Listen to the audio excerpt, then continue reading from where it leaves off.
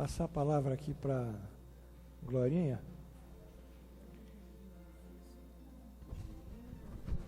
Então, você fala das duas coisas e eu respondo a pergunta. Tá, então, mais uma vez, boa noite.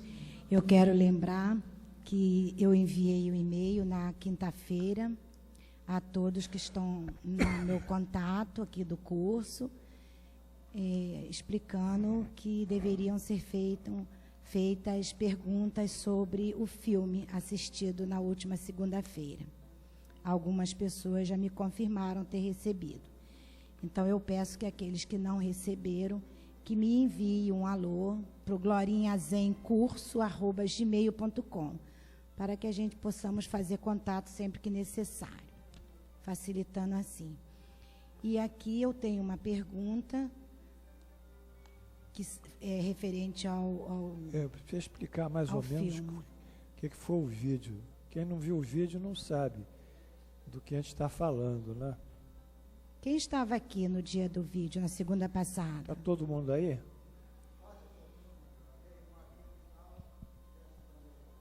Bom, o vídeo é sobre Ian Hus, que foi um precursor da reforma na Tchecoslováquia. 100 anos depois aparece Martinho Lutero.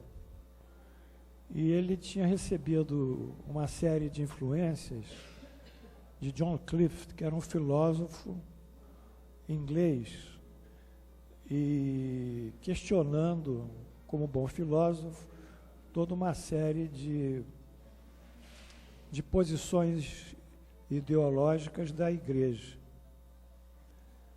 Obviamente, a igreja ela tinha como ponto de arrecadação fundamental a venda de indulgências e de absolvições.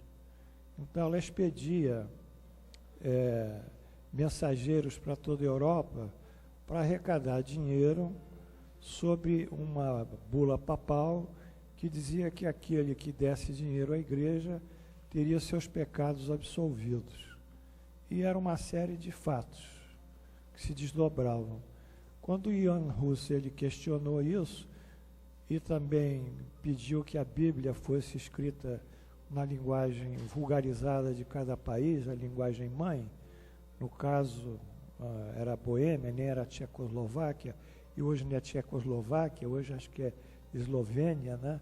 Foi mudando, e a Bíblia só era em latim, então ele entrou em choque com a igreja, questionando tudo isso, e o fim dele foi ser julgado por um tribunal e queimado numa pilha através de um auto de fé da igreja. Então, aí o vídeo mostrou justamente a igreja medieval, que caso isso não acontecesse, o Papa mandaria tropas e faria uma cruzada contra a antiga Tchecoslováquia, derrubando o rei de então. Então, o rei teve que ceder e entregou Ian Hus à morte. De toda forma, essa é a característica daqueles que lutam pelo ideal.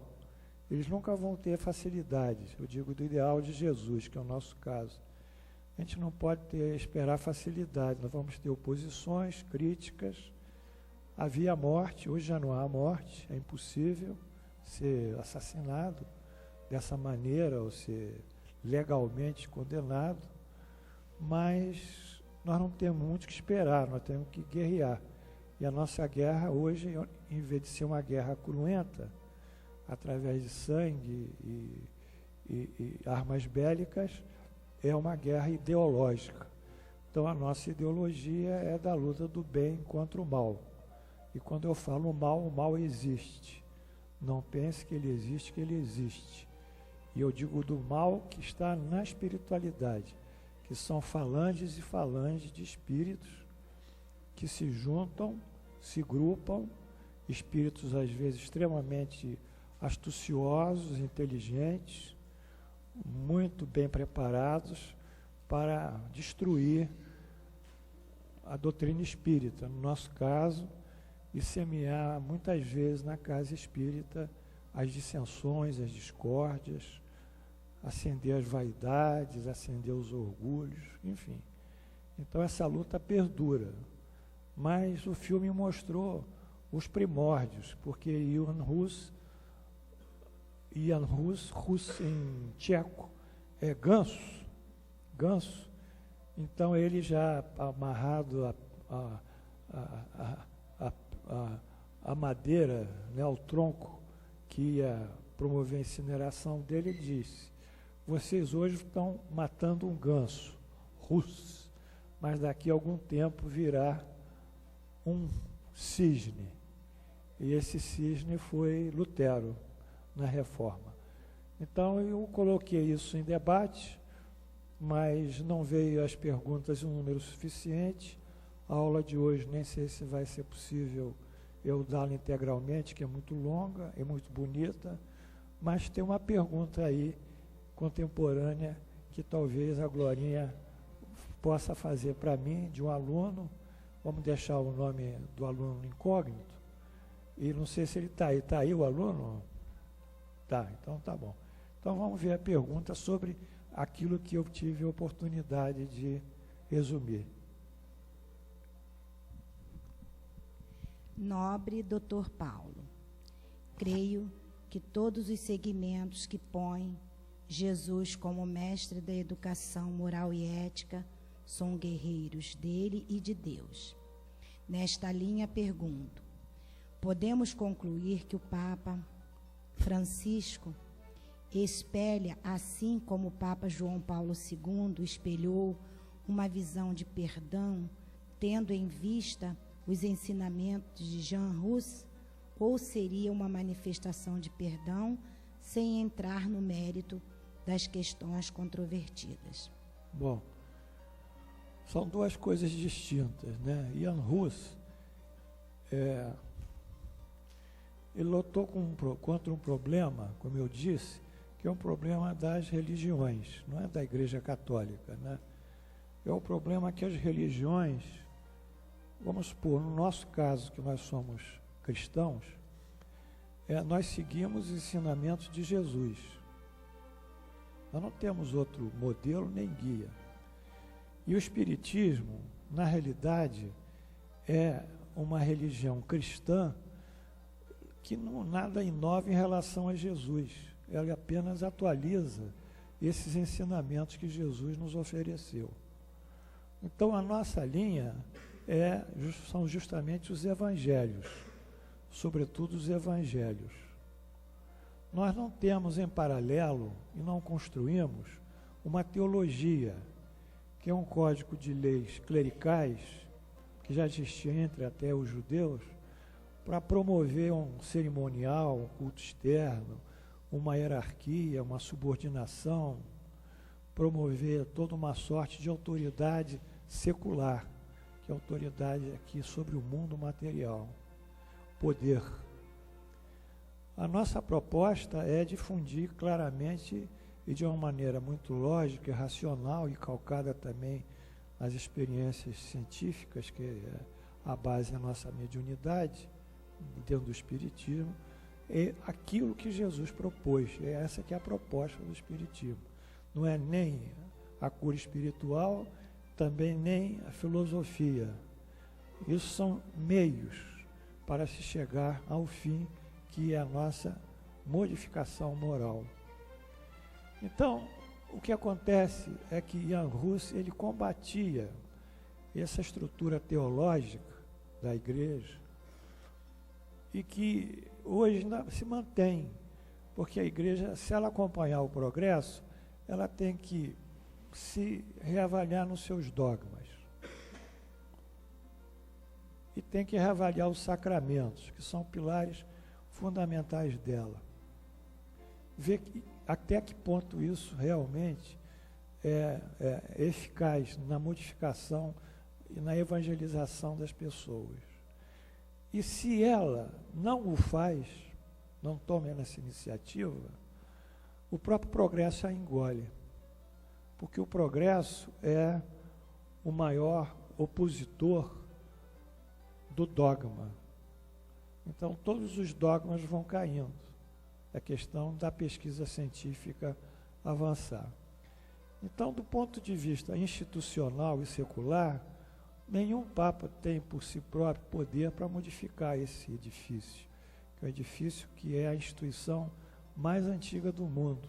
A Igreja tem 2000 anos, é uma instituição que perdura mais tempo. Então, o Papa é uma pessoa limitada, porque ele depende de uma espécie de senado dele, ou de congresso, melhor dizendo, que são os cardeais. Ele depende do código teológico, código canônico, eles têm penas, eles têm julgamentos, eles têm uma estrutura material muito grande. A Igreja é um Estado. É um Estado. Ele é um Estado dentro de outro Estado, que é o Estado italiano. Então a Igreja tem embaixadores na ONU, em outros lugares, são os núncios apostólicos. Ela é um Estado, é um governo. E, em paralelo a esse governo, ela quer promover a religião, coisas que são incompatíveis. Porque a religião, como Jesus disse, e em resposta aos judeus que queriam que ele fosse o líder da sedição contra os romanos, ele disse, disse a Pilatos, o meu reino não é deste mundo. Se o meu reino fosse deste mundo, quer dizer, se eu quisesse implantar um poder aqui neste mundo, o meu pai mandaria 10 falanges de anjos e de arcanjos que me libertariam dessa prisão. E as legiões eram tropas romanas de infantes e cavaleiros, eram muito poderosas. Cada legião poderia ter talvez 100 e poucos soldados. Então, é claro que Jesus não veio para estabelecer um reino neste mundo. Ele veio para mostrar que esse mundo é transitório e que o mundo espiritual, que é o mundo definitivo, que esse mundo é secundário, que o mundo primário é o mundo espiritual. Então, nessa beleza dele, como isso foi sepultado pela própria Igreja e pelas outras religiões, coube então o advento do Espiritismo. Então, aí, o Espiritismo não tem isso. A nossa legislação são as leis divinas e o nosso juízo é o nosso próprio livre-arbítrio. Nós não condenamos ninguém, não julgamos ninguém. Queremos apenas promover o bem, o perdão, a caridade e nos melhorarmos moralmente para nos aproximarmos de Deus. Nós não temos grandes objetivos na terra, no mundo. Isso é ilusório. Isso não é a proposta da doutrina. Então, não se pode fazer a comparação de um Papa com o Jan Hus, porque Jan Hus vinha justamente lutar contra a institucionalização da religião e que, na época, ela era um poder, eu diria também militar, porque ela estava associada à realeza. Ela se juntou a governos e impérios e manteve esse poder. Então, não há comparação. Jan Hus foi mais um mártir da nossa igreja. Igreja vem de ecclesia, que é assembleia, do latim, da nossa assembleia baseada em Jesus.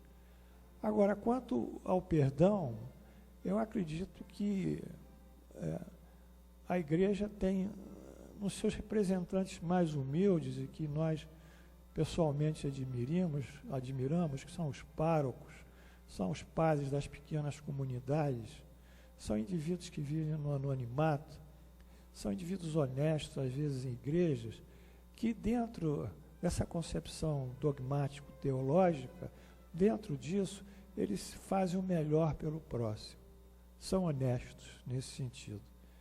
Então, nesse sentido, a proposta de sanear as divergências da Igreja com outras religiões, como veio através de João Paulo II, isso foi muito sadio, porque João Paulo juntou diversas religiões e promoveu ali um entendimento. Mas nós não podemos achar que alguém no mundo, por mais poderoso dentro de uma instituição religiosa, nos represente. Ninguém. Quem pode nos representar é a nossa consciência e as nossas ações. Por isso que Deus nos deu a lei do livre-arbítrio. São as nossas opções no bem e no mal que nos farão melhores ou piores. Ninguém será nosso intermediário junto a Deus, a não ser a nossa honestidade de princípio, a nossa sinceridade e o nosso desejo de amor. Então, nós desejamos a esse Papa novo, que vem com uma abertura, eu diria, mais liberal, dentro das limitações que o sistema impõe a ele, porque se ele for liberal em excesso, o sistema vai destruir ele, provavelmente, porque a história de muitos papas é o envenenamento. Eu admirei muito que ele quis se hospedar na casa de Santa Marta. A casa de Santa Marta é um grande prédio em que vem bispos, seminaristas, é uma espécie de hotel que tem um restaurante self-service, é tudo coletivo.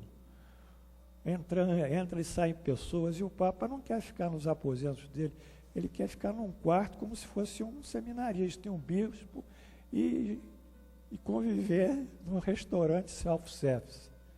Isso para ele é muito bom, porque ele se defende de ficar limitado a uma corte. Isso é muito bom, eu acho ótimo. Então ele já tem uma visão melhor, e a lei do progresso também propulsiona essa visão. Quer dizer, a tendência da igreja, com o tempo, e de outras igrejas, vai ser absorver esses ensinamentos. Por quê? Porque a própria ciência vai dar essa visão. Vamos fazer aqui uma interrogação. Vamos ver a partir daquele dia que os espíritos, a vida fora do nosso corpo, uns cientistas que vão mais além da física quântica, vão mais além do que nós conhecemos, descobrem comunicações ou energias que partem de um mundo espiritual. E comprovam isso através de instrumentos de laboratório, instrumentos científicos. Então é comprovada a vida espiritual. Allan Kardec comprovou isso empiricamente, pelas experiências, mas ele não tem um aparelho para detectar isso, como nós temos um aparelho para detectar a ureia, a glicose, a insulina no sangue, etc. Quando a ciência entrar, e Deus, depende isso de Deus, não do homem, Deus achar que chegou o momento, ele vai mandar o cientista e vai dar ao cientista condições de ele caracterizar a vida espiritual. E em caracterizando a vida espiritual, vai caracterizar a reencarnação, a lei da causa e efeito. Então, tudo isso que foi construído vai se esborrachar. O mundo vai ter uma outra visão de vida. Então, nós aqui pedimos pelo Papa, para que ele realmente consiga, dentro das limitações dele, fazer o melhor. Nós acreditamos na honestidade do perdão dele, do perdão dos outros papas, muitos mais, como João Paulo, e de perdão de outros clérigos de outras religiões. Nós acreditamos no ser humano.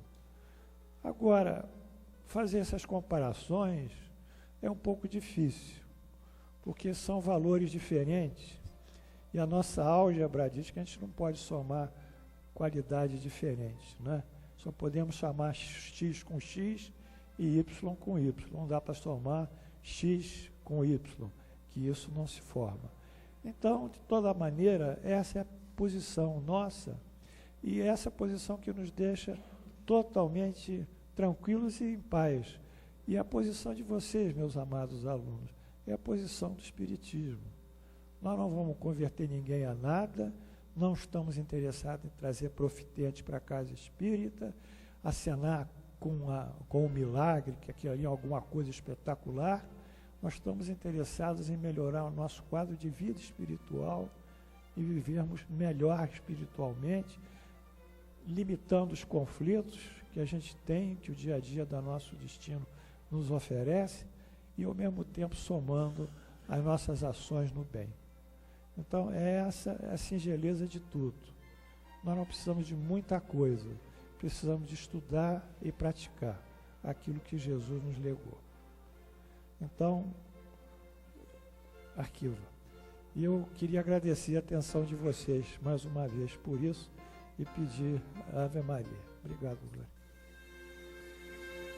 Não, eu estou resfriado.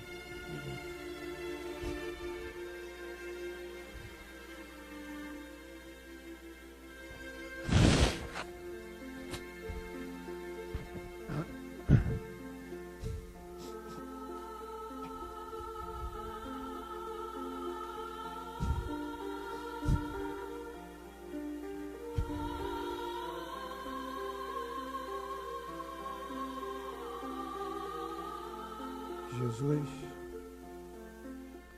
reverbere em nós as vossas ações, o vosso nome, a vossa bondade, os vossos ensinamentos, a vossa sabedoria e o vosso amor. Reverbere em nós a presença do nosso Pai comum, Deus Todo-Poderoso, que vem aqui através dos seus mensageiros, os espíritos superiores, os bons espíritos, ligados a esse trabalho, para nos trazer novos horizontes de conhecimento, de paz, de saúde e de felicidade. Assim, em vosso nome, e em nome de Deus Onipotente, estamos abrindo os nossos trabalhos no dia 12 de agosto do ano 2013. Lembrando aqui, homenageando todos os pais pelo dia de ontem. E lembrando também, homenageando os pais aqui do mundo e aqueles nossos que estão no mundo espiritual. Que muitos pais que já desencarnaram estejam aqui junto dos seus filhos e filhas. E os pais que estão na terra, que sejam dignificados pelos seus filhos, mesmo na sua senectude, e que possam a cada vez mais terem famílias em que, ao fechar das pálpebras, eles exclamem: eu fiz alguma coisa, eu criei filhos, netos, eu criei uma família. Senhor, Senhor, receba-me em paz. Assim, homenageando os pais e o Pai maior que é Deus, mais uma vez abrimos os nossos trabalhos no dia de hoje. Assim seja. Amém.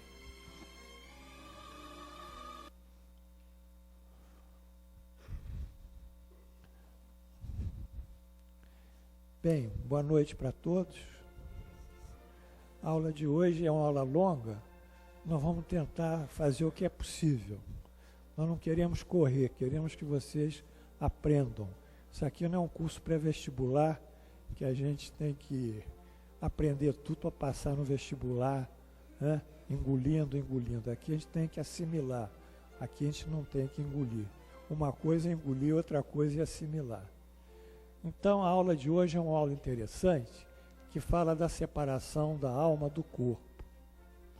É uma aula que todos nós, no dia que nós desencarnarmos, nós vamos ter nela, ou nos lembrarmos dela, com maior clareza. E vamos operar por nós próprios, se pudermos, a nossa desencarnação de uma forma mais tranquila. Então vamos ver o que Allan Kardec quis saber sobre a separação da alma e do corpo. A pergunta 154. É dolorosa a separação da alma do corpo? Não, o corpo, sem dúvida, sofre muito mais durante a vida que no momento da morte. Quer dizer, o corpo está sempre em sofrimento, é alvo de doenças, infecções, traumas, enfim, o corpo sofre. Mas na morte ele não sofre, porque a sensibilidade do corpo se perdeu e a alma já está liberta, ou quase liberta. Os sofrimentos que às vezes se provam no momento da morte são um prazer para o espírito, que vê chegar o fim, ao fim de seu exílio. Então, A questão da eutanásia é sobre isso, sofrimento do espírito, do corpo no momento da morte. Eutanásia é eu, do grego bom, e thanatos, morte, morte boa, literalmente. Então, muitas vezes esse sofrimento terminal é importante para depurar o espírito também de energias que ele traz de outras vidas. Aliás, a doença, na realidade, é um expungimento das nossas imperfeições morais. No dia que nós não tivermos mais imperfeições morais, nós não teremos mais doença. Ela é sempre uma consequência da imperfeição moral e planetária em que vivemos. Na morte natural que decorre do esgotamento da vitalidade orgânica, que é aquela morte da pessoa que tem 100 e poucos anos, ela vai fenecendo, é o final, isso marca o final das trocas de energia das células do organismo que mantém a vida e deixa de produzir as calorias. Em consequência da idade, essa morte natural. O homem deixa a vida sem perceber. É uma lâmpada que se apaga por falta de energia. Então a morte natural é como nós dizemos, morreu como um passarinho. Deitou, foi e morreu. O coração deu uma parada cardíaca, alguma coisa, parou. Mas o sujeito não sofreu. O processo da morte é a antítese do da vida, que se inicia com a fecundação do óvulo pelo espermatozoide, que formará o ovo zigoto. Então nós vamos explicar um pouquinho a vida para justificar por que essas trocas energéticas elas se exaurem no momento da morte. O espermatozoide do pai cede 23 cromossomos e o óvulo da mãe mais 23. Então o ovo, ou zigoto, terá 43 cromossomas. Nós chamamos de 2N. N esse aqui, N é 23, 2N 46.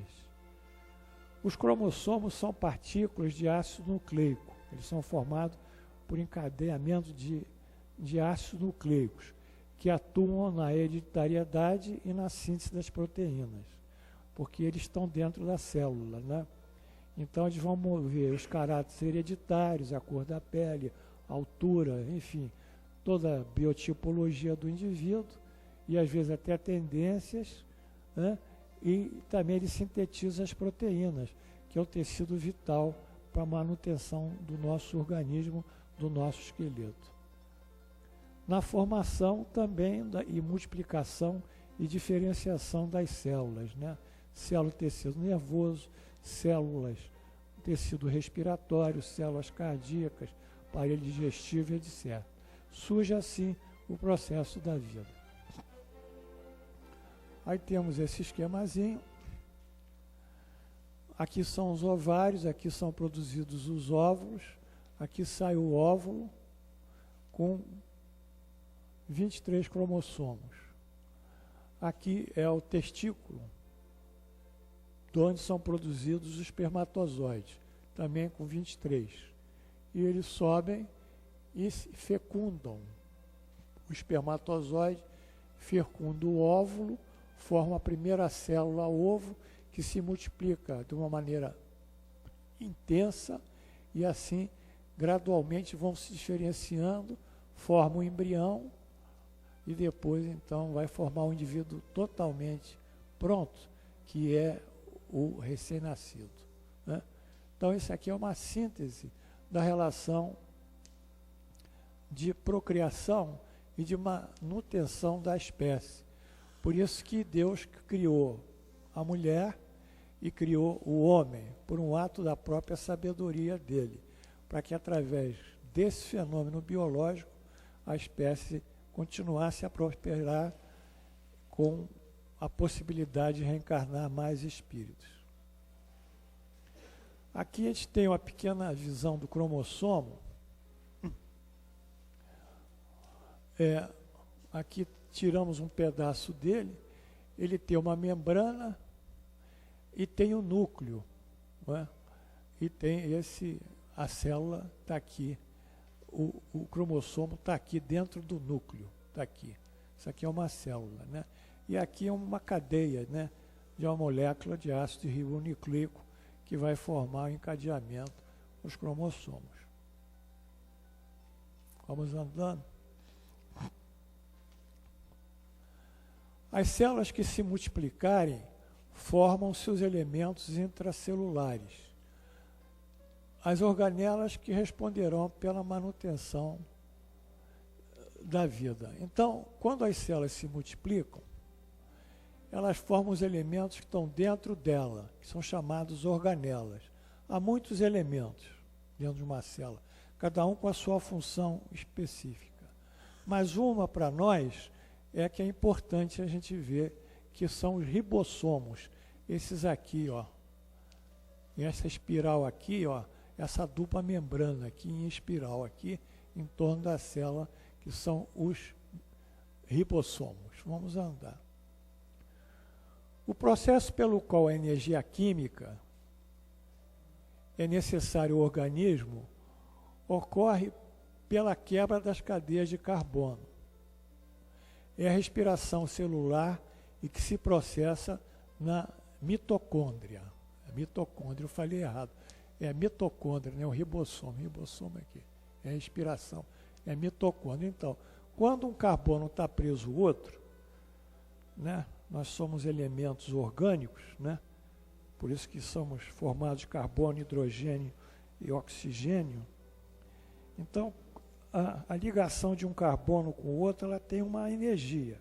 Quando eu quebro essa ligação, essa energia é liberada.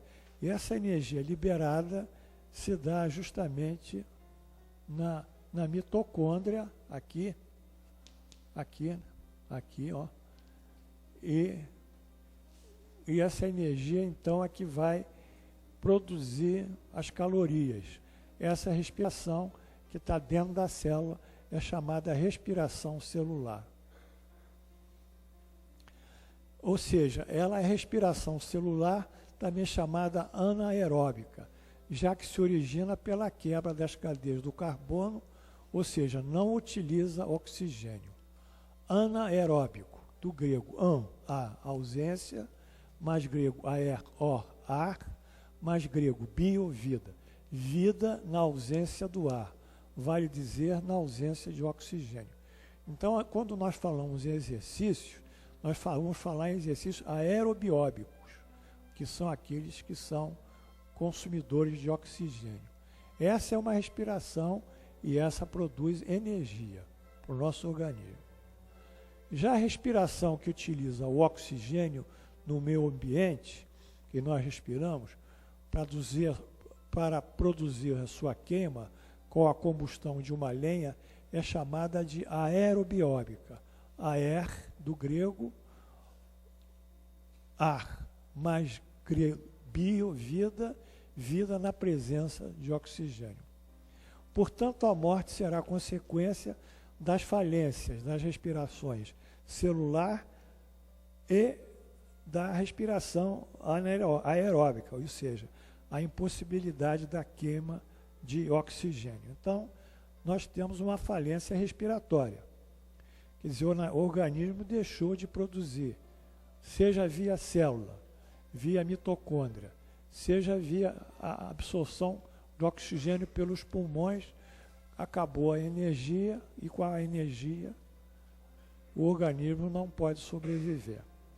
Então, nós estamos vendo que tudo isso é do século XX, e alguma coisa, talvez, do século XXI. Mas tudo isso já é conhecido no século XX, no final, coisa que na época de Allan Kardec ele não poderia ter conhecimentos, e nem os espíritos, mesmo que tivessem, eles não tinham condições de transmitir esses conhecimentos, porque as pessoas não entenderiam. Bem, feita essa antítese da morte, não é? Pela expressão da vida como forma de energia, a pergunta que se segue é como se separa a alma do corpo. Como se separa a alma do corpo? Os laços que a retinham se rompem, ela se desprende. Isso é a resposta do espírito. Mas o que são laços, né? Então, é uma coisa assim, uma resposta muito aberta, que para quem quer pensar um pouco, fica sem esclarecimento, né? Mas nós gostamos muito de pensar. Então, vamos pensar sobre isso. E vem a outra pergunta do Allan Kardec em cima dessa.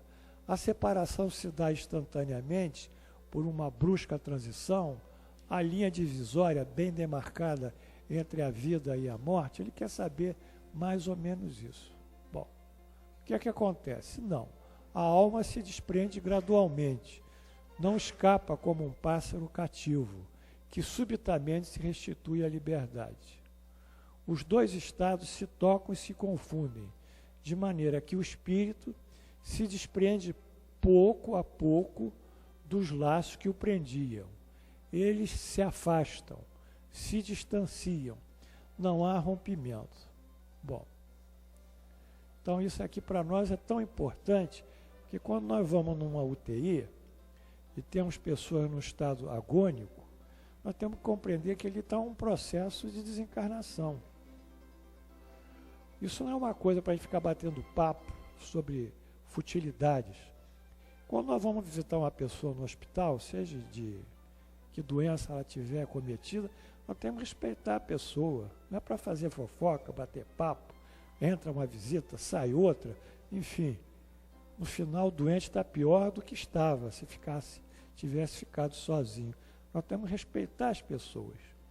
E no caso da desencarnação, nós temos que respeitar que essa alma está em um processo já de gradualização, de afastamento do próprio corpo que o prendia.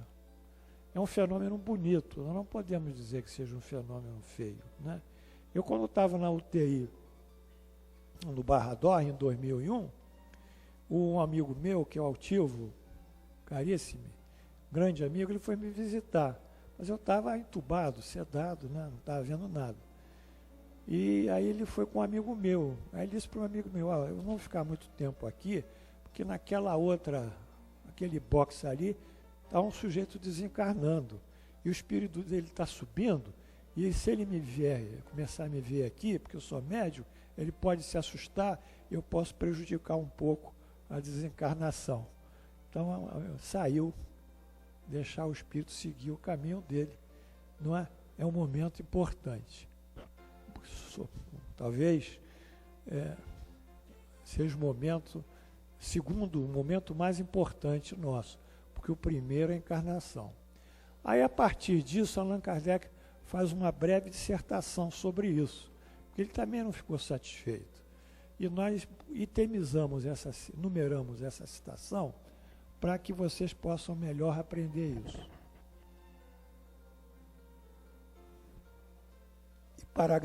E paragrafiamos. Allan Kardec diz assim: durante a vida, o espírito encontra-se ligado ao corpo pelo seu envoltório semimaterial ou perispírito. 1. A morte é apenas a destruição do corpo, e não desse envoltório. 2. Que se separa do corpo quando cessa a vida orgânica. Aqui é 3, né? Está errada essa numeração.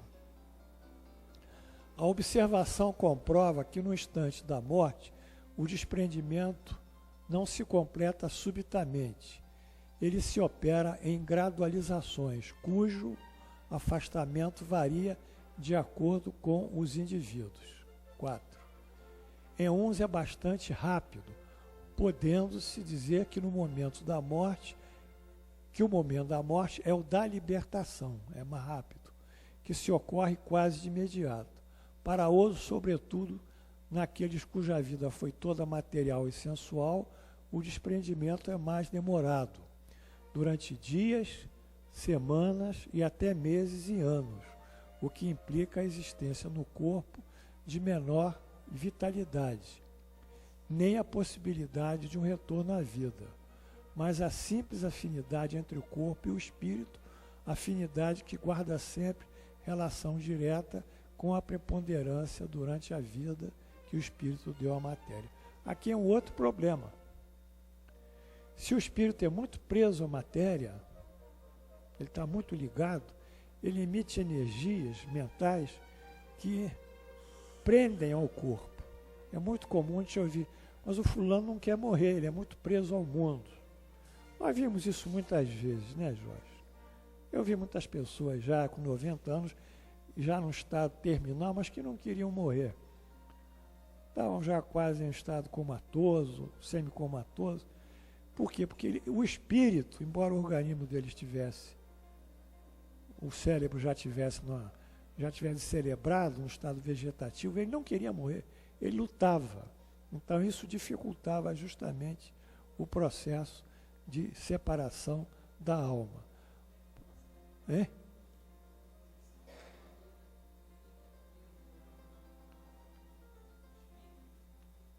Involução? Não, ele está preso, né? Tem outros que saem direto, porque já são espiritualizados, né? Aliás, a Vedanta fala sobre isso, a filosofia hinduísta, do hinduísmo, ela mostra que depois de uma certa idade, o homem ele deve se desligar gradualmente dos interesses do mundo e ficar mais espiritualizado, praticando a caridade, vivendo uma vida mais voltada para as coisas do amor, do bem, e se envolvendo menos com herança, com dinheiro, porque toda essa mentalização dele espiritual vai facilitar a desencarnação.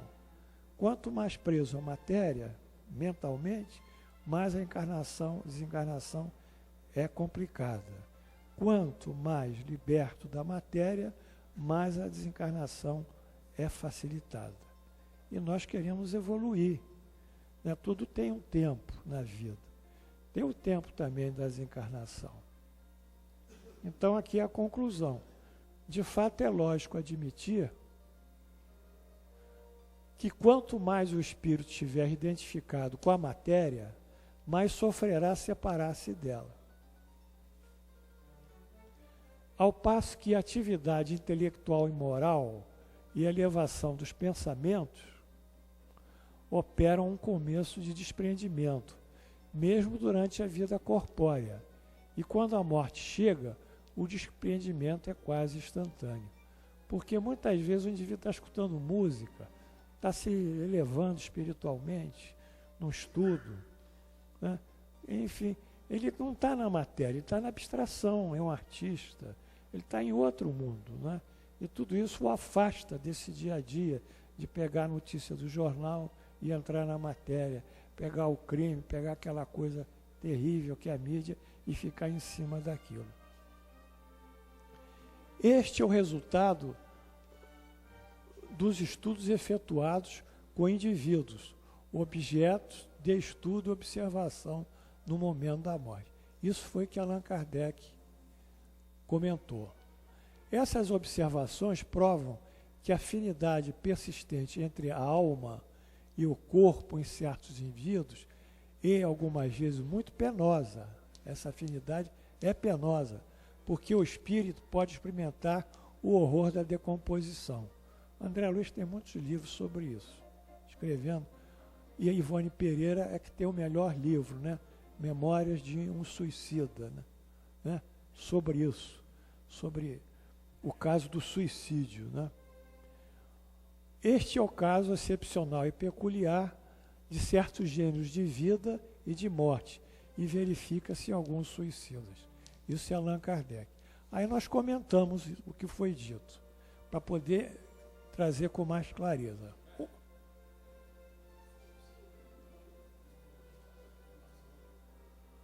Mas deixa a gente andar aqui, depois vocês perguntam.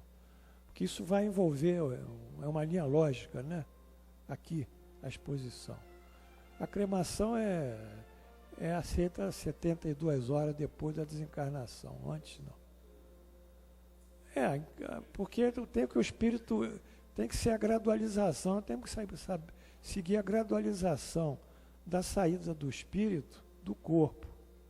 Se você destrói o corpo, as energias ainda residuais que tem no corpo, que não são mais a energia da respiração celular ou a respiração aeróbica, mas são energias residuais, elas são extintas e o espírito leva um choque. porque ele leva um choque dessa energia. É um trauma para ele, né? Então, a cremação é indicada. Por exemplo, na Índia, a Índia não tem cemitério. Como é que ela vai enterrar 1 bilhão e sei lá quantos? Não sei. 1 bilhão e... Então, eles botam naquela pira e queimam. Mahatma Gandhi teve uma pira imensa, foi queimado numa cerimônia oficial. Mas esperaram 2 dias, ou 2, 3 dias. Essa cremação morreu agora. Em seguida, a crema é uma coisa ignorante.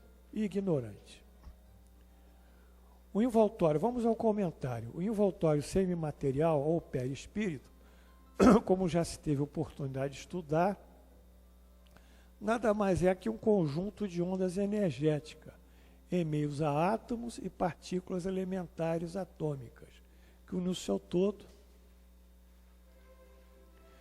originam-se do meio ambiente espiritual. Isso a gente vai ver. Então, o perispírito, na realidade, não é uma massa, é uma energia consistente, que oscila, como se fosse uma energia eletromagnética.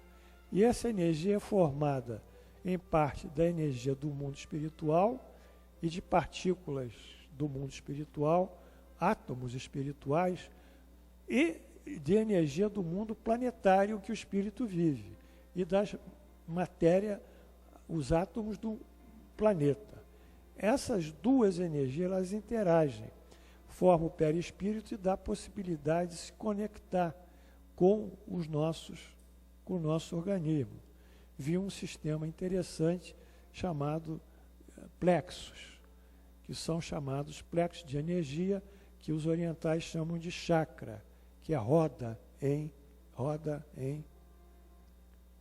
sânscrito, né? Quem conhece a bandeira da Índia vê que ela é uma roda, né? Porque mostra também o ciclo da encarnação e desencarnação, né? A roda encarna e desencarna, né? É um chakra. Bom, essas ondas energéticas e partículas são produzidas pela energia do pensamento do espírito. Isso aí do mundo espiritual. Que o espírito tem uma energia mais etérea. Sobre o meio espiritual, a semelhança de uma energia que move uma máquina industrial e que produz objetos. O hinduísmo denomina o foco gerador do pensamento de corpo causal e o perispírito corpo astral. Então, nós temos, como espírito, um corpo de ideias. Quer dizer, não é um corpo, nós produzimos ideias. Essas ideias é que vão ganhando gradualmente consistência e uma forma de materialização, ressalvada a materialização no mundo espiritual, não é? Cada vez de um plano muito etéreo e vai se densificando. Então é o corpo causal que vai formar os outros corpos, gradualmente por um processo de materialização energética. Então, quando o pensamento ele se joga sobre o mundo espiritual, ele impressiona esse mundo espiritual e dá uma forma. E essa forma é que será aquela que ele contribuirá para a formação do nosso perispírito, enquanto a forma da energia planetária para a outra parte do nosso perispírito. Isso nós vimos na aula do perispírito, que foi uma das aulas mais bonitas, que nós mostramos que o nosso perispírito vai depender de quê? Da nossa qualidade moral, a consistência, a clareza dele, o brilho, a leveza, né? E a gente tendo um perispírito muito depurado, naturalmente a gente tem um corpo que recebe também a energia dele, um corpo sadio. Como a saúde depende, né, dessas ações nossas morais. Sempre eu lembro isso. Então temos aqui o espírito, que tem uma energia etérea no corpo causal, ele manda o pensamento, densifica e forma uma energia, uma matéria no mundo espiritual. Ele forma esse pensamento aqui.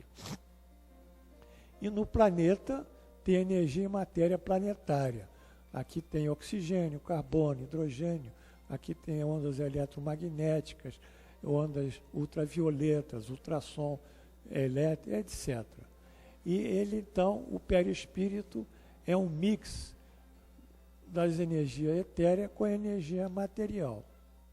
Então, essa é a formação do perispírito. E ele que entrará em intercomunicação com o nosso corpo físico. Essa é a energia.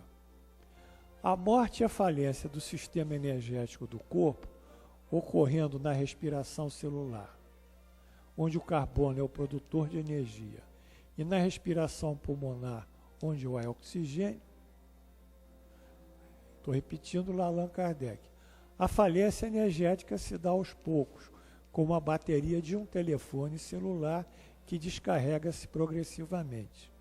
Então, isso vai caindo a tensão de energia da respiração celular e da respiração, eu diria, pulmonar. Então, o organismo vai produzindo menos caloria, menos energia.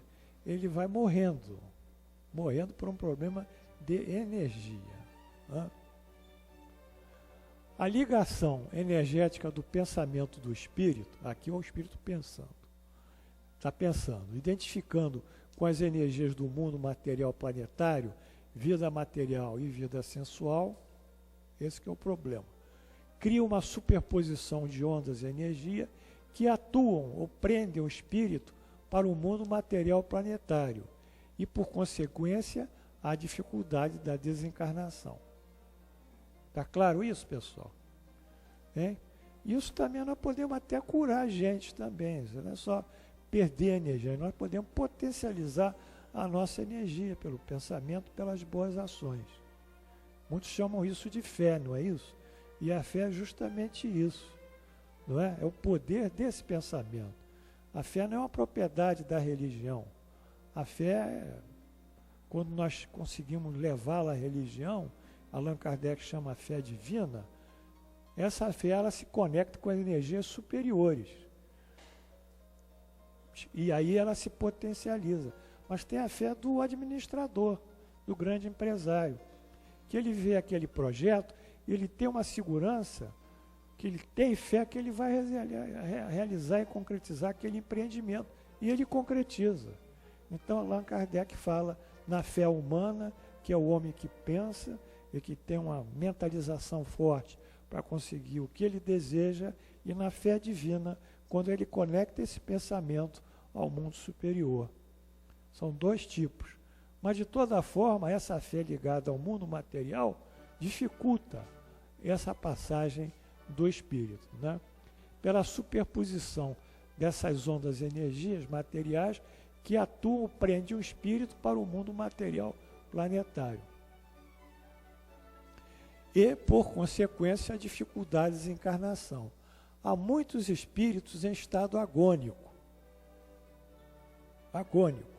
descerebrado, vivendo entubado, vivendo cateterizado, né? Respiração por ventilação mecânica.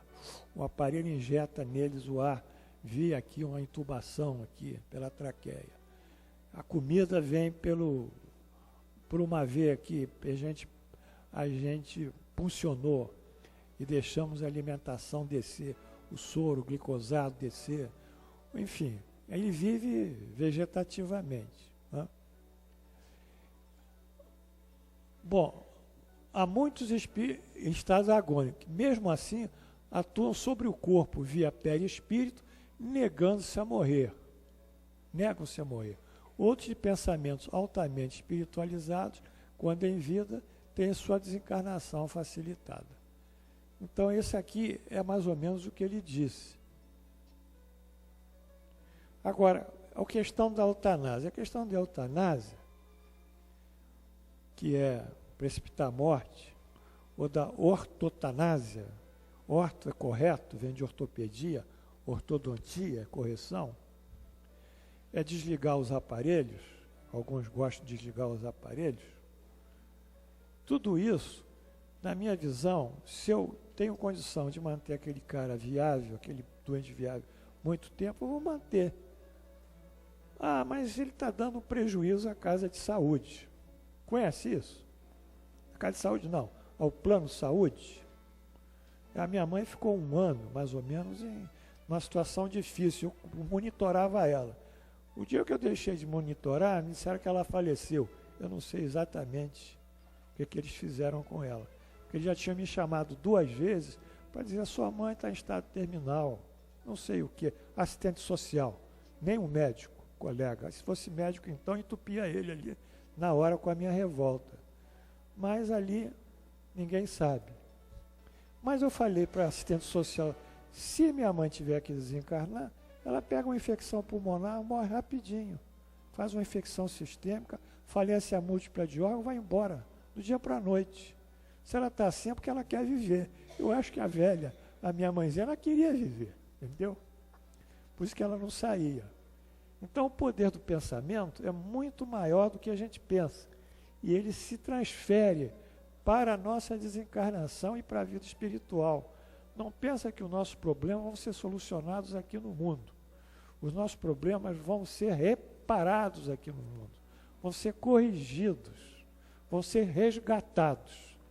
Mas nós, como espírito, temos muito mais coisas a fazermos após esses resgates e essas expiações.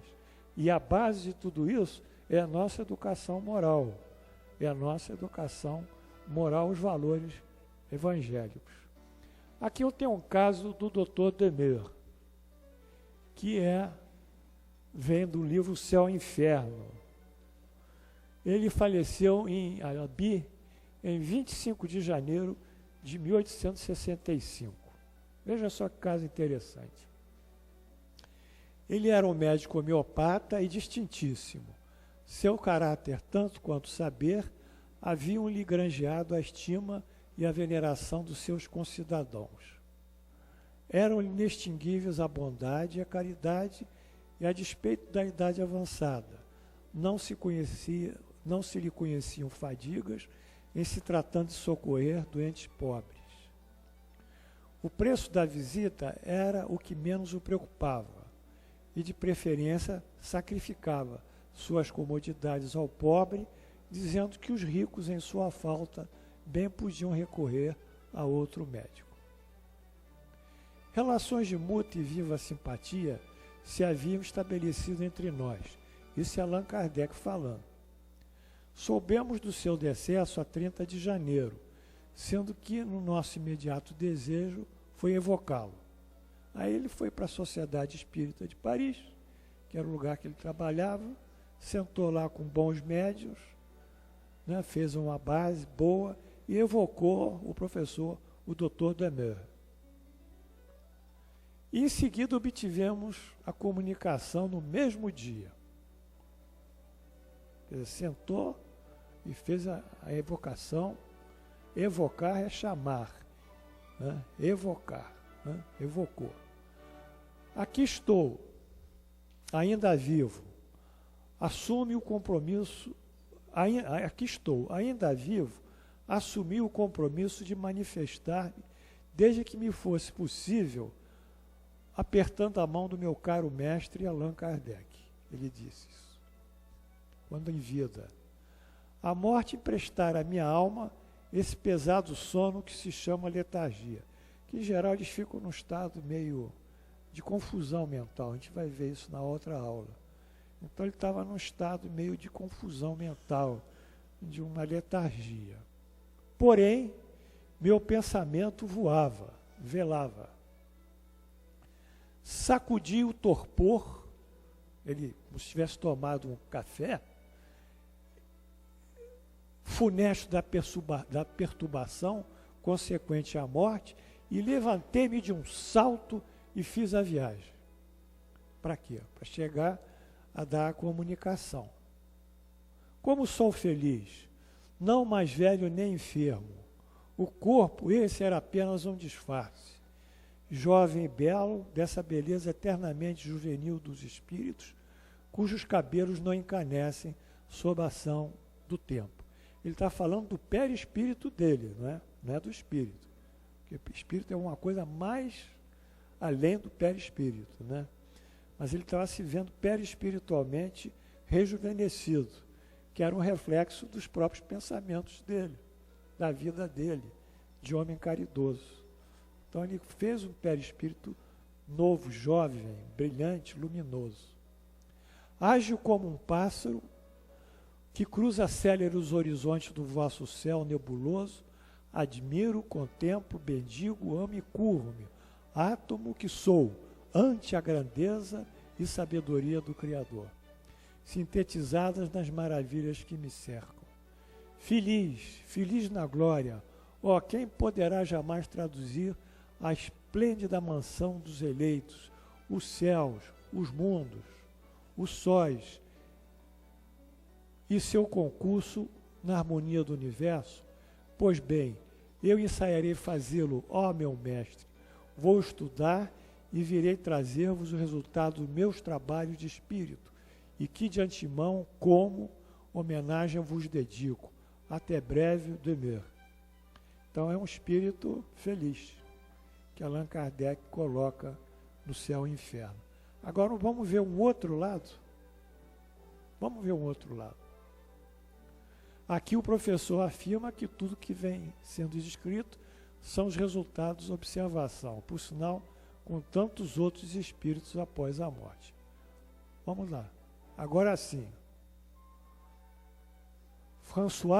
Vamos lá. François Simon Louvet. François Simon Louvet, de Havre. Hã?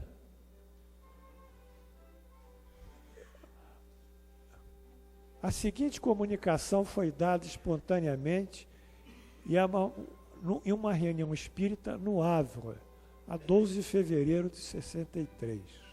Isso não foi para o Allan Kardec. Foi lá na cidade de Havre, que é um porto. É um porto. Veja só que o médium psicografou nesse centro espírita. Tereis piedade de um pobre miserável que passa de há muito cruéis torturas? Ó, o vácuo, o espaço, despenho-me, caio, morro, acude-me. Deus, eu tive uma existência tão miserável. Pobre diabo, sofri fome, muitas vezes na velhice, e foi por isso que me habituei a beber e a ter vergonha e desgosto de tudo. Quis morrer e atirei-me. Oh, meu Deus, que momento! E para que tal desejo, quando o termo, quer dizer, a vida dele estava tão próximo? Orai para que eu não veja incessantemente esse vácuo debaixo de mim. Ele não para de ver a queda dele. Quando ele cai, ele sobe outra vez, e cai e sobe outra vez, cai e sobe outra vez, cai e sobe outra vez. Vou despedaçar-me de encontro às pedras. Eu vos suplico, a vós que conheceis as misérias dos que não mais pertencem a esse homem, esse mundo. Não me conheceis, mas eu sofro tanto. Para que mais provas sofro, não será isso bastante? Então, Coríntios, ele continuava vendo o suicídio dele, a queda dele no vácuo, e o despedaçar dele nas pedras, e o corpo ficar em frangalhos. Aí vem o guia do médium, do médium que psicografou. Esse que acaba de se dirigir a vós foi um pobre infeliz na terra, que teve na terra a prova da miséria. Ele viveu numa prova de miséria. Vencido pelo desgosto, faltou-lhe a coragem e, em vez de olhar para o céu como devia, entregou-se à embriaguez. Desceu aos extremos últimos do desespero, pondo termo à sua última provação. Atirou-se da Torre Francisco I. Eu queria que você registrasse essa data. No dia 22 de julho de 1857. Ele não conseguiu superar a prova da miséria. Ficou um sujeito, um alcoólatra, e um dia ele suicida em julho de 1857. Bom, aí eles foram ver no jornal. Cadê o Valtinho? Está aí não? Buscando informes a respeito de encontra-se, isso está tão errado, no jornal de Havre, Jornal de Havre, de julho de 1857, a seguinte notícia local. Ontem, às 4 horas da tarde, os transeuntes do cais foram dolorosamente impressionados por um horrível acidente. Um homem atirou-se da torre, vindo a despedaçar-se sobre as pedras. Era um velho puxador de sirga. É uma corda com que se puxa a embarcação ao longo da margem, né? Cujo pendor a embriaguez o arrastara ao suicídio. Chamava-se François-Simon Louvet. Então está batendo lá com a mensagem que o espírito recebeu. Mas o que aconteceu de surpreendente? O que aconteceu? 6 anos fazia que este homem morrera. E ele se via ainda cair da torre, despedaçando-se nas pedras. Aterra o vácuo, horroriza-o a perspectiva da queda. E isso há 6 anos. Quanto tempo durará tal estado? Vamos voltar lá na mensagem do médium, de quando ele recebeu em Havre. Ele morreu em 57, vamos lá. Volta para trás.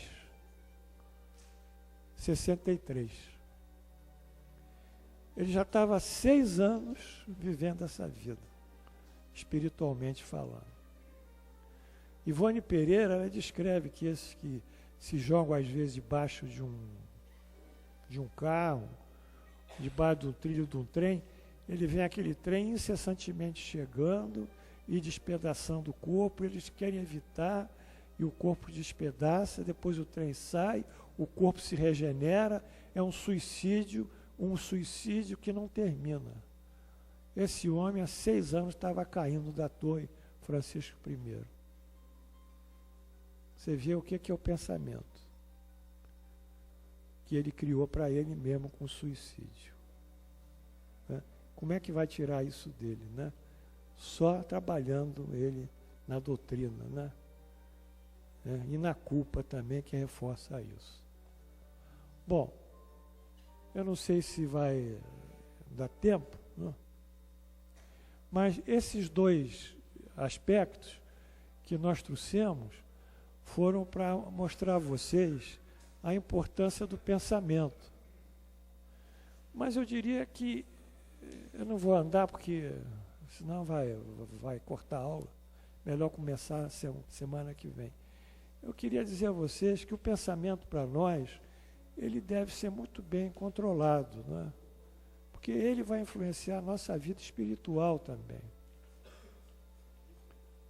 Porque antes de sermos corpo, nós somos perispírito, e antes de sermos perispírito, nós somos espíritos. Então nós vemos 2 tipos de desenlace.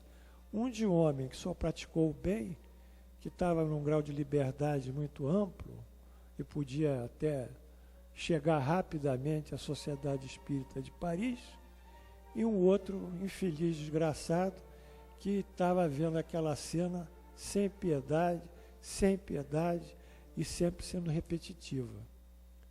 Então, como nós podemos manter esse pensamento elevado?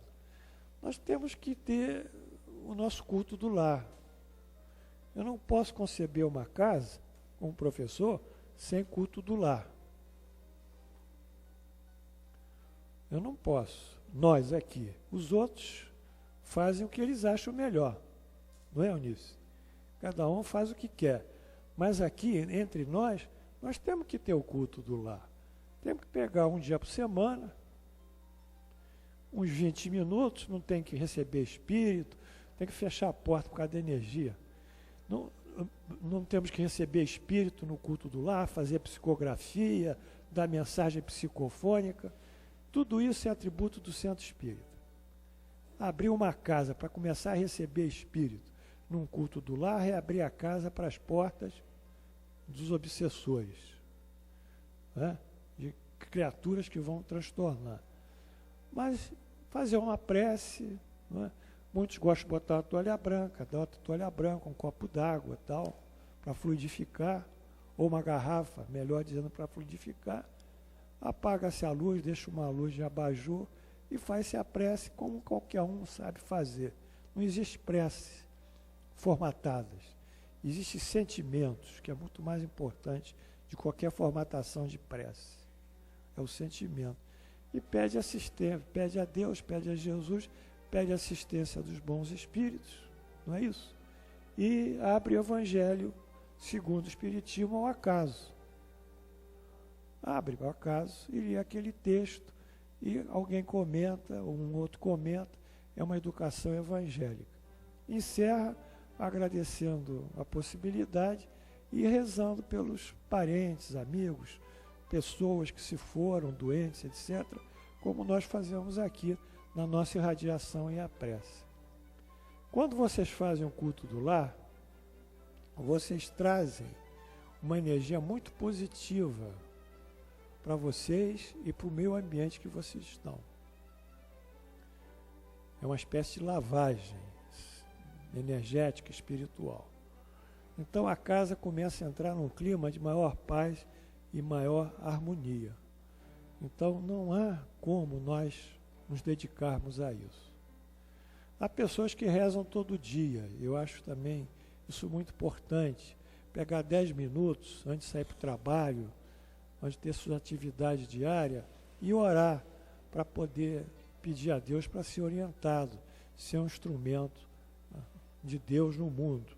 Que a melhor forma de nós nos aproximarmos de Deus é nos colocarmos como os instrumentos da vontade dele no mundo. E quando nós temos um problema que não resolvemos, o que a gente faz? Pede a Deus para resolver. Se Deus resolve todo o universo, segura todo o universo, toda a criação, por que ele não vai resolver um problema nosso? Por que nós é que temos que resolver todos os nossos problemas? Nós não temos competência para isso. Então deixa Deus resolver. Demora um dia, demora 2, demora um tempo, mas a coisa aparece. Agora, nós ficamos sem nada na inação, não resolvendo, e reclamando, e ficando com ressentimentos, enfim, e ficando num ceticismo, numa espécie de desesperança, é puxar o lado errado das coisas. Aí puxa. Aí, em vez de vir os espíritos que vão nos ajudar, vão vir os espíritos que vão nos prejudicar. Então, essa base dessa vida mental espiritualizada, independente do trabalho que nós desenvolvamos no mundo e da família que nós tenhamos, não é? Porque o Dia do Pai tem 2 versões, né? Tem um dia que a família se une e tem um dia que a família... O Dia do Pai pode ser o dia que a família se une e o dia que a família briga, né? Eu vi isso muitas vezes, né? Porque aqueles filhos não se veem há muito tempo, ou tem muitos problemas, quando sentam na mesa, um já está marcando o outro para abrir, eu quero ser sincero, eu quero ser honesto, e começa a jogar as coisas em cima do outro irmão, ou do pai, enfim, e o pobre do pai que está lá achando que vai ser homenageado, está vendo aquela cena toda. Dia das Mães é a mesma coisa, tem 2 lados, ou acerta ou gera confusão. Isso não é privilégio de ninguém, isso é alguma coisa que acontece com todas as famílias. Uma ou outra se segura, mas em geral, quando junta, às vezes sai problema. Não é, Paulão? Confirma, hein? É? Correto. Eu também digo correto, né? Eu tive o Dia dos Pais, aí começaram a querer criar casa. Eu falei, peraí, pessoal, eu sou o mais velho aqui e vamos comer isso aqui numa boa, vamos conversar. Não, que eu preciso acertar, não sei o quê. E agora que eu estou vendo ele, não vi há muito tempo. Falei, você vai acertar em outro momento em particular. Não é nessa aqui, público. Você tem um problema com o teu irmão ou tua irmã, você vai acertar com ela em separado no lugar. Aqui não é disso, não dá para você continuar com isso, né? Então, pelo menos apagou um incêndiozinho, né? Que não é muito, mas é alguma coisa. Então, é isso que nós temos que viver, temos que buscar sempre a pacificação, o entendimento, e entendermos que essa aula de hoje, ela é importante. Hoje, talvez não seja muito importante, hoje. Mas eu garanto que naquele dia que nós desencarnarmos, que nós já soubermos que estamos numa situação já de passar para o plano espiritual, a gente vai se lembrar disso. Ou os espíritos que vêm nos ajudar, que a gente vai ver também, que há espíritos que nos ajudam nesse processo. Às vezes vem o pai, vem a mãe, vem um amigo, vem pessoas que a gente tem afeto e nos ajudam. Isso tudo vai ser de alto benefício para todos nós. Bem, era isso que nós queríamos passar para vocês, e vamos pedir aí a irradiação e a Ave Maria, Milka.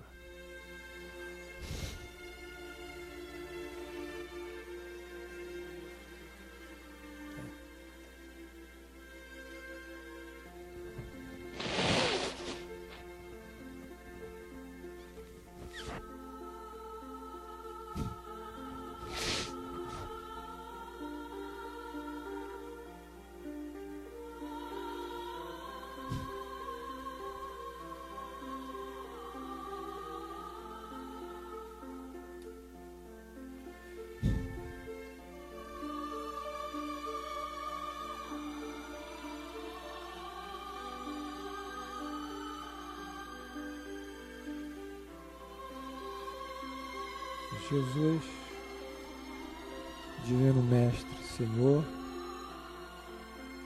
Deus nosso Pai, muito obrigado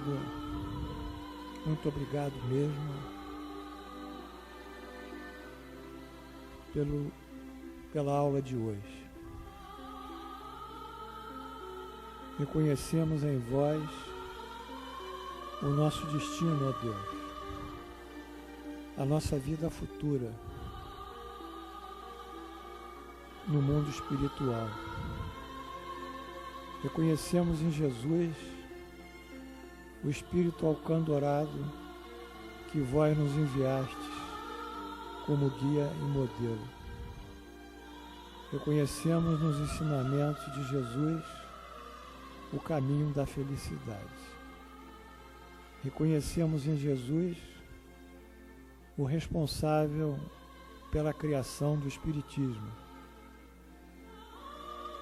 tal como ele propunha nos seus sermões lá no Mar da Galileia, na Samaria e em outros lugares que pregava. Reconhecemos que a nossa liberdade depende da forma que vivemos, sobretudo a forma moral. A forma como respeitamos o próximo, dignificamos a vossa criação, na natureza, na vida como um todo. Senhor, pedimos a vossa misericórdia para as nossas imperfeições e faltas.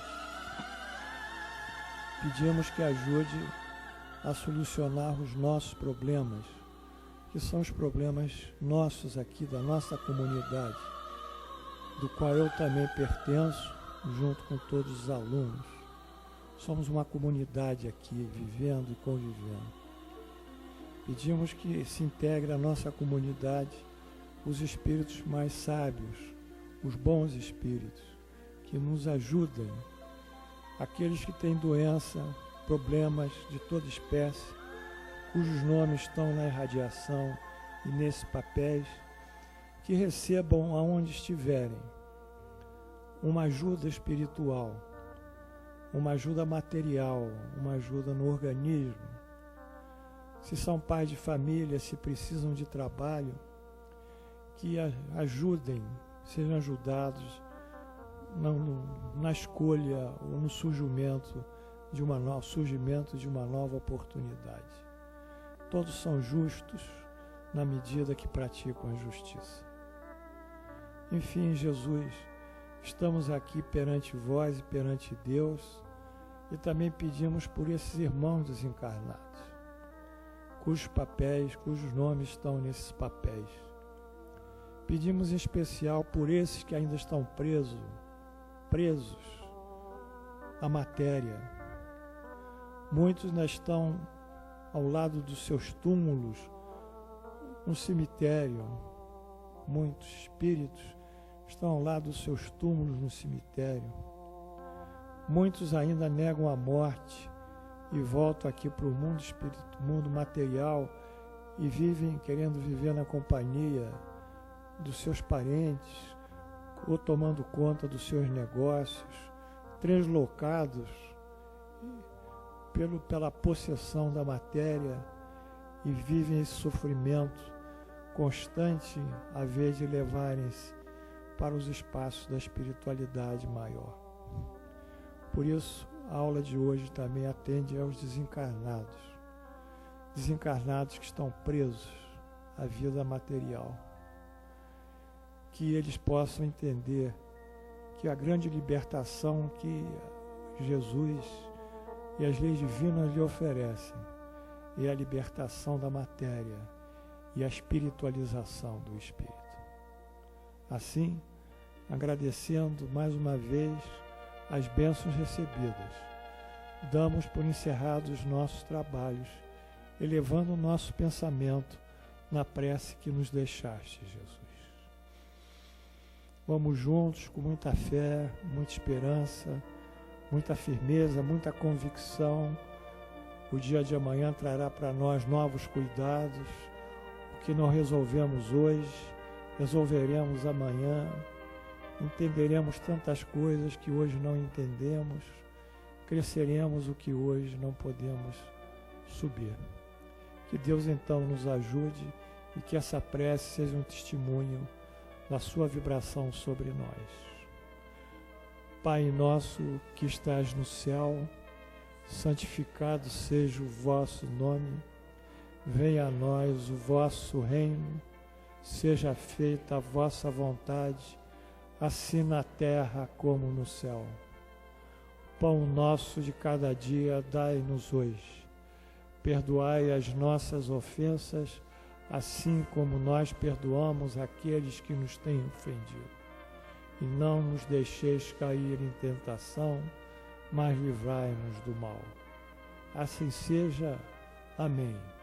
Em nome de Jesus e pela graça de Deus Onipotente, damos por encerrados os nossos trabalhos no dia 12 de agosto do ano 2013, pela graça de Deus. Amém.